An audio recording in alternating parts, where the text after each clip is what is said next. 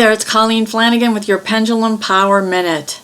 Spin your pendulum to the left, counterclockwise, or use a necklace or your hand, and let's clear out the fears of success.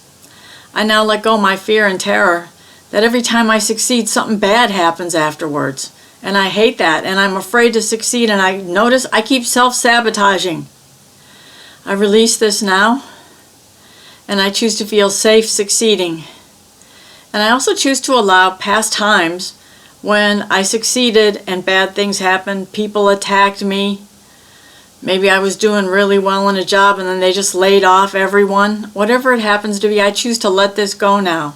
Or I thought I found the love of my life and he or she dumped me afterwards because I didn't live up to their expectations. I don't need to live up to anyone's expectations except to my own and the universe's. And I let go of my fears of success, and that with success comes consequences. That's not true. And the more I release these fears, the more I'm just going to get successful and happy with it. And so it is. You are a treasure. Remember that, please. Peace out.